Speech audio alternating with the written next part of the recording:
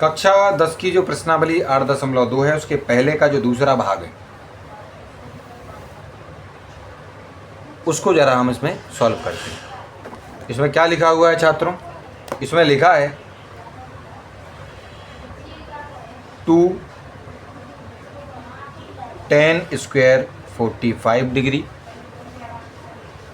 Plus cos square 30 degree minus sine square 60 degree. इसको हमें हल करना है। तो इसको जब हम हल करेंगे छात्रों तो हम क्या करेंगे? सबसे पहले लिखेंगे 2, उसके बाद उन्होंने कहा tan स्क्वायर, लेकिन कौन? 45 डिग्री। यानी कहने का मतलब ये है कि जो आपकी 45 tan 45 डिग्री की तरह ये है ना 1, उसका स्क्वायर करना पड़ेगा आपको। यानी जो tan 45 यानी 1 जो वैल्यू हमें प्राप्त हुई है उसका स्क्वायर करना है। ठीक है जी। उसके बाद प्लस लगाएंगे छात्रों। ठीक है। उन्होंने कहा cos स्क्वायर 30, तो cos जो 30 है उसकी वैल्यू कितनी होती है? √3/2 बच्चों। कितनी होती है बच्चों? √3/2। उसका हमें करना है बच्चों स्क्वायर। ठीक है।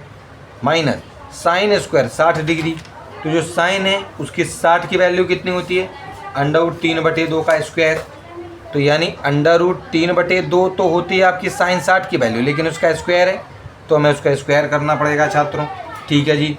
उसके बाद छात्रों इसमें हम क्या करेंगे? 2 और 1 का स्क्वायर तो 1 ही होता है, यानी 2 गुणा आपका 1 हो जाएगा। ठीक है।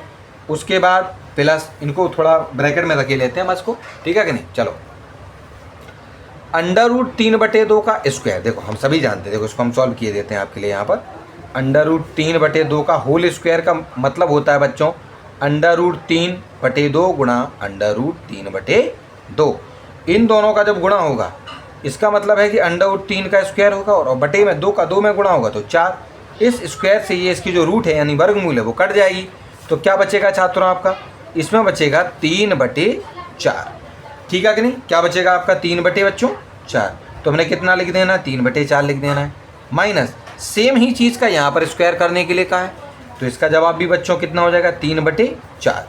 तो यहाँ पर जो है देखो ये तो आ जाएगा 2, इसकी जगह तो हो जाएगा 2, लेकिन ये दोनों देखो 3/4 और 3/4, ये प्लस ये माइनस है, आपस में दोनों कट जाएंगे।